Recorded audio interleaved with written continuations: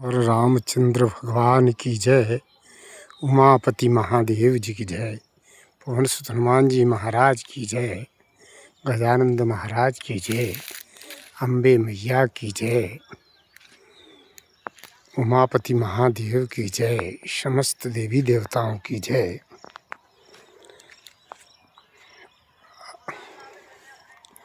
पुराने समय में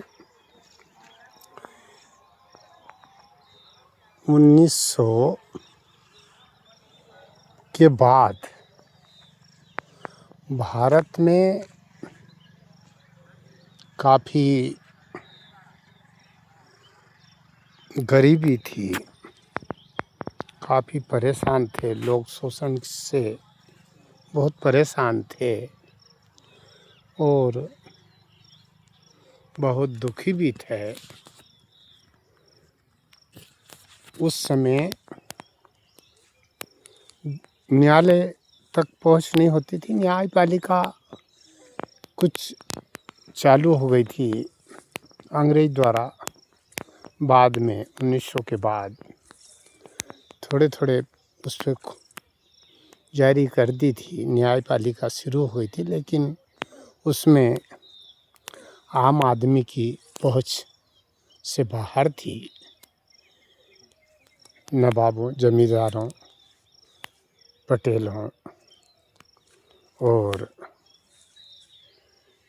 धनाढ्य लोगों ऐसे की पकड़ थी, पहुंच थी और लोग सब अपनी जीविका एक अलग तरह की थी, कठिनाइयों का सामने करने की भी थी, लेकिन लोग आपस में प्रेम से रहते थे, अपनी संस्कृति को बचा के रखते थे, अपने धर्म को बचा के रखते थे और सेवा करना, दान दक्षिणा करना, व्रत करना, स्नान करना, तीर्थ करना, ये भी बहुत बड़े पैमाने पर चलता था। लोग आपस में न्याय करने के लिए गांव के मुखिया या 5 आदमी, 10 आदमी, 4 आदमी, जो भी एक समिति टाइप होते थे, जो ईमानदारी की बात करते थे और यह प्रयास करते थे कि हमको पंच में परमेश्वर के समान उसकी न्याय प्रक्रिया के अनुसार ही न्याय करना चाहिए। ये तो हमको दोष लगता है, उसका पाप हमको लगता है, ऐसी बड़ी धारणाएं थी और उचित भी था। इसलिए न्याय हमेशा ईमानदारी से होता था। छोटे मोटे थोड़े बहुत इस टाइप के लोग होते थे जो कभी कभी अपने प्रभाव में अन्याय कर बैठते थे, लेकिन लोग बुरी तरह उनके सामने नहीं कर पाते थे उनके प्रभाव के कारण, लेकिन थू करते थे और अच्छे न्याय प्रिय के लिए दुआ मांगते थे भगवान से। कहते थे जिनको न्याय देता था कि भगवान इनकी दीर्घ आयु, लंबी आयु दे, इनको सुखी रखे, इनमें हिम्मत दे, इनका परिवार फले फूले, ऐसी भावनाएं रखते थे। और न्याय करने वाले भी ये सोचते थे कि वास्तव में हमको प्रभु का भजन करते हैं या फिर न्याय करते हैं, एक समान है। किसी की सेवा करते हैं, वो भी भगवान का भजन है। और जो बड़ी ईमानदारी से करना चाहते थे, अपना पराया नहीं देखते थे, ग्रामीण क्षेत्रों में न्याय करना बड़ा उचित समझते थे। ऐसे योग्य व्यक्ति, ऐसे मुखिया हमेशा बहुत ही ईमानदारी के साथ, प्रेम के साथ न्याय करते थे। और जो भी अन्याय करता था उसके खिलाफ दृढ़ता से खड़े होते थे, यहाँ तक कि दंड की प्रक्रिया तक अपनाते थे। जब नहीं मानता था तो समझाने से नहीं मानता था तो दंड की प्रक्रिया भी अपनाते थे और उसे वो अपना धर्म समझते थे और उसमें लोग साथ भी देते थे।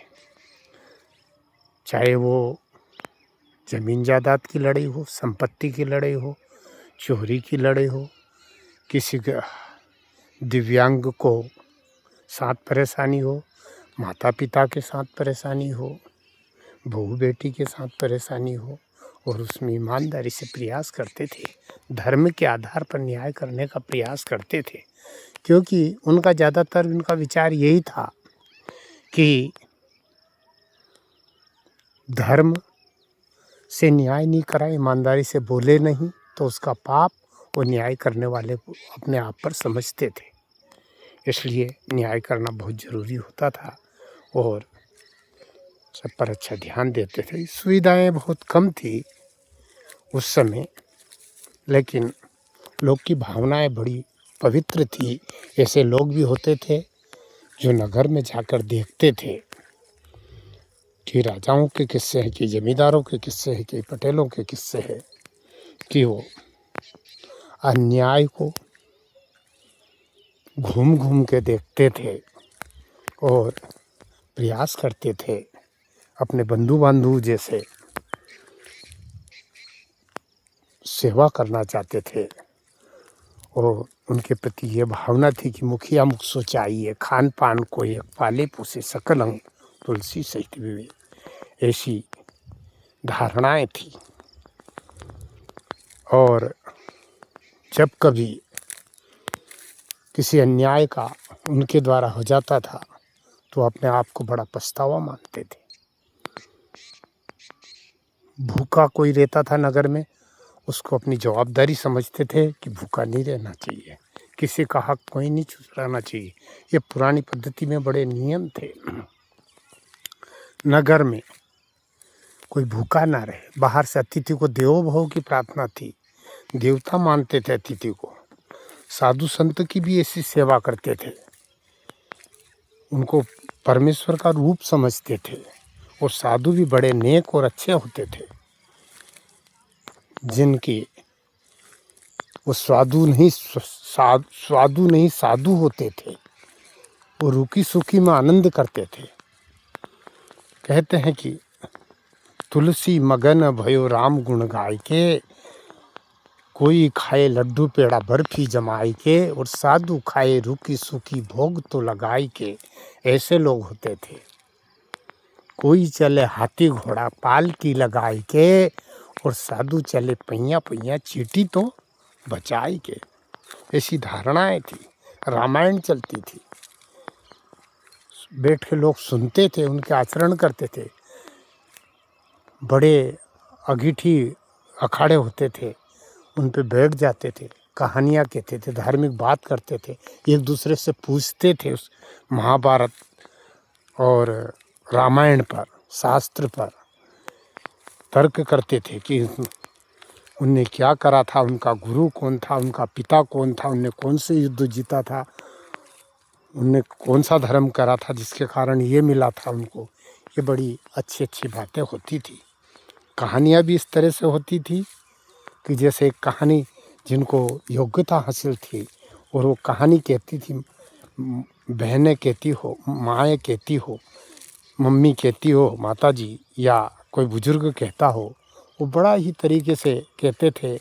जैसे कहानी में कहीं राजकुमारी है और उसका कहते थे, वो उसको किसी बात से रीस लग जाती थी, गुस्सा लग जाता था, रिसा जाती थी, तब उस कहानी में बड़े तरीके से बोलते थे कि अंगली बटाई दी हो तो अंगली कटवई दूँ, काटो गड़ी को हो तो बागुर जलवई दूँ, और आँख बतोई तो आँख थोड़ोई दूँ, केखे गहना में पिलवई दूँ। इस टाइप का राजा वाजा की कहानी में बड़ा रोचक तरीके से कहता था और मज़े आते थे।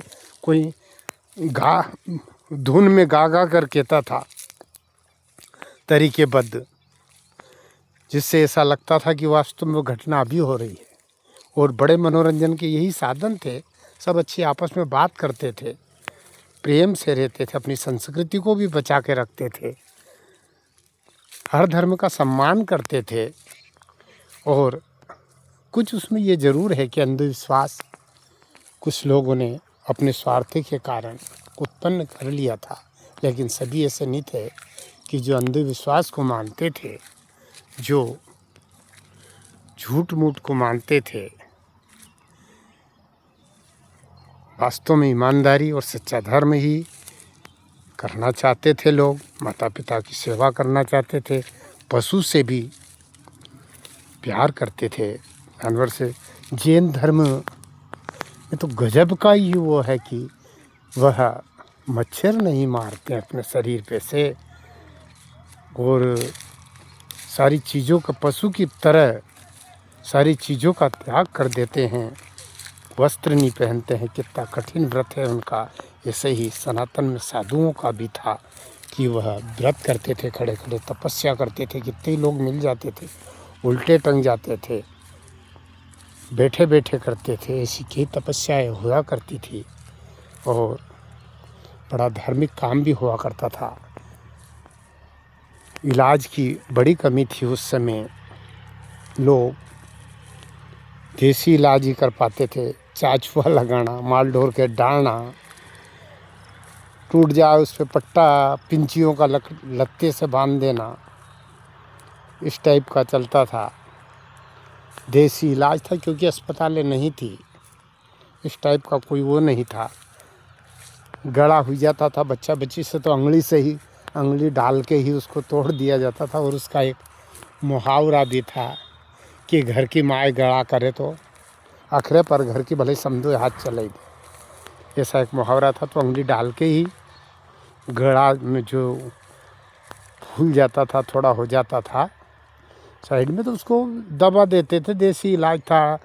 अब वो उस समय पद्धति भी थी, वो अनगढ़ थी या कैसी थी, उस समय की मांग थी, बेबस थे लोग, कोई इलाज होता नहीं था इस टाइप का, इंजेक्शन वगैरह नहीं होता था। बड़े लोगों के लिए अच्छे वैद्य उपलब्ध होते थे, बहुत कम लोग, पढ़े लिखे भी कम थे, बड़ी मुश्किल से शिक्षा कर पाते थे, कापी किताब नहीं मिल पाती थी।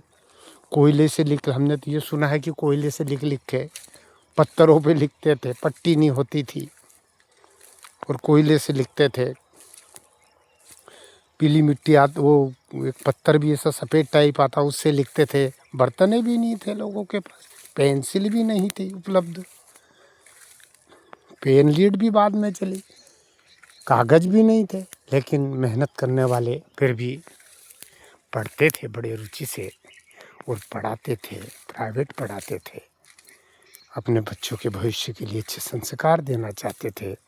गुरुकुल भी हुआ करते थे, लेकिन वो सक्षम लोग के पहुँच तक थे। और कुछ लोग अच्छे मेधावी को, अच्छे धर्मात्मा टाइप लोग, अच्छे विचार वाले लोग पढ़ाते थे भी सही। और जो 5 जने में न्याय प्रणाली थी, उसमें सभी समाज के जो ईमानदारी की बात करते थे, वो सभी समाज के होते थे और ईमानदारी की बात करते थे। लोग के पास साधन नहीं थे, ज़्यादातर प्रकृति पे, पेड़ पौधे पे निर्भर थे। तुम्बियों में पानी लेके चलते थे, गलना में रोटी लाके और जंगल में गड्ढे में गाड़ के रखना पड़ता था।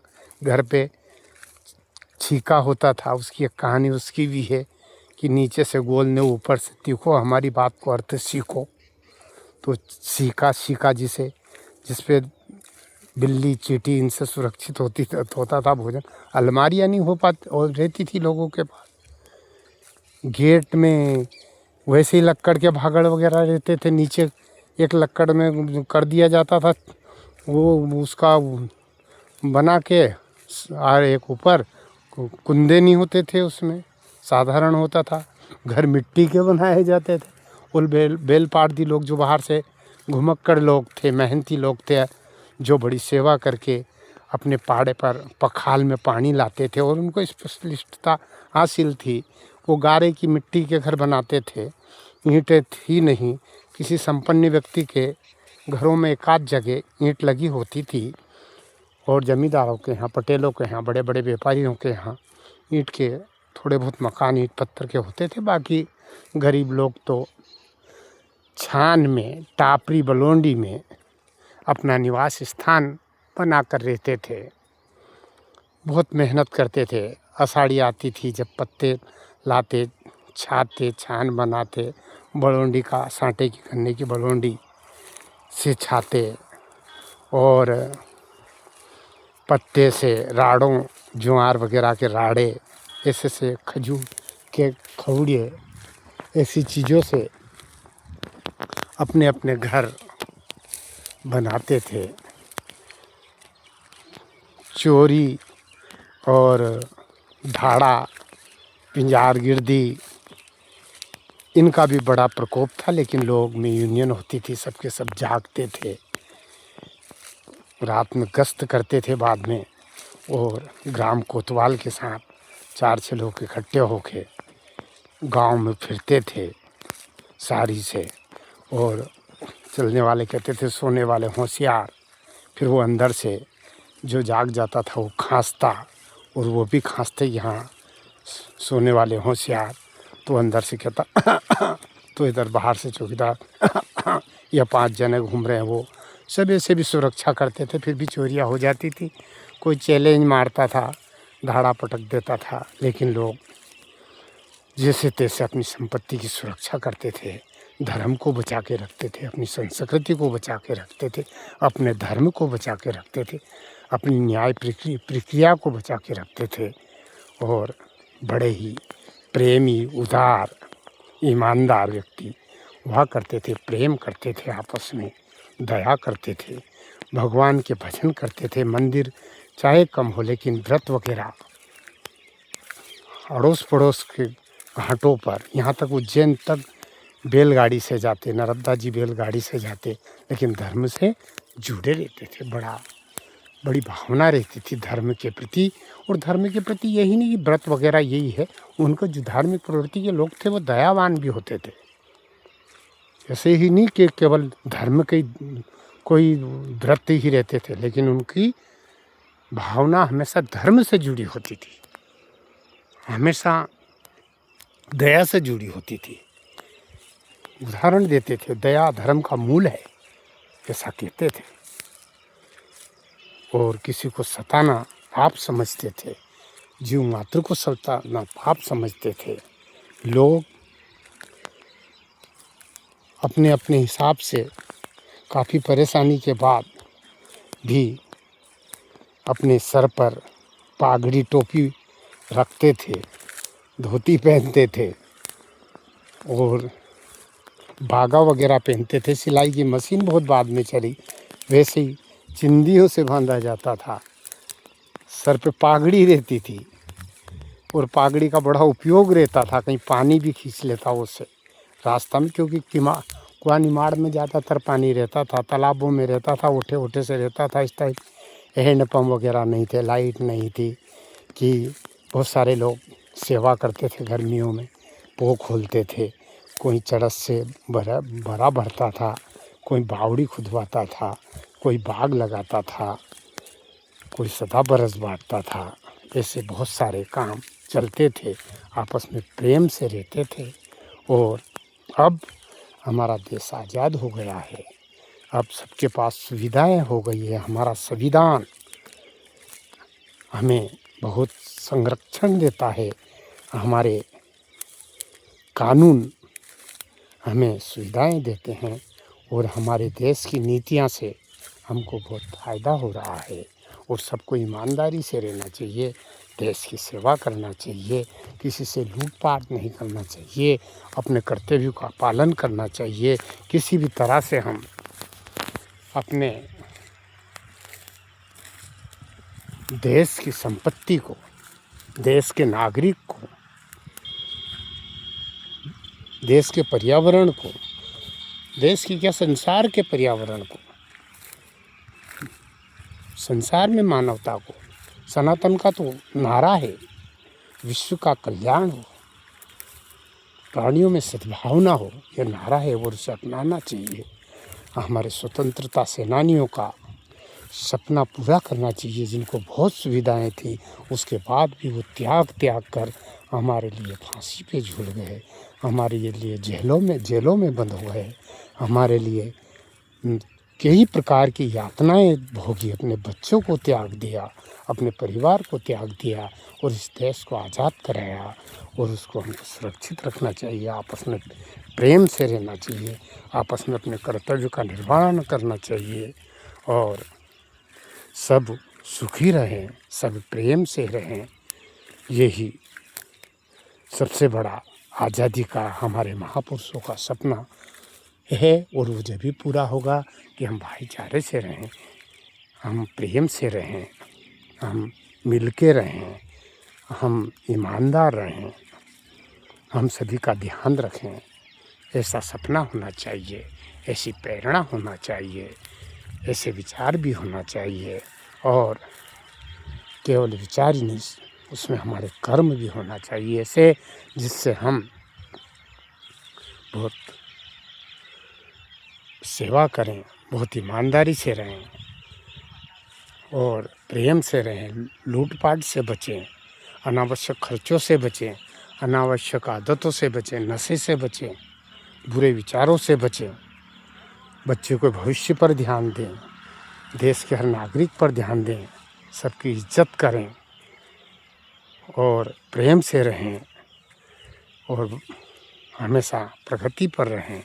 सब देश के प्रति, समाज के प्रति, पर्यावरण के प्रति सब प्रेम से रहें। जो अंधविश्वास है उन्हें से दूर रहें, अपनी संस्कृति को बचाएं, अच्छे धर्म के विचार से शिक्षा लें, अच्छे ग्रंथ से लें, अच्छे विचारों की किताब पढ़ें, उनकी जीवनी से शिक्षा लें, धर्म कर्म करना सीखें, प्रेम से रहें। जय हिंद, जय भारत, भारत माता की जय, सरस्वती माता की जय, रामचंद्र भगवान की जय, गजानंद महाराज की जय, बजरंगबली महाराज की जय, उमापति महादेव की जय, कृष्ण कन्हैया लाल की जय, सभी संतन की जय, सभी देवन की जय। विश्व का कल्याण हो, प्राणियों में सद्भावना हो। जय हिंद, जय भारत, जय जय सनातन धर्म, जय हो मानवता सेवा, जय हो जय हो जय हो जय हो, जय जय सीताराम, जय जय सीताराम।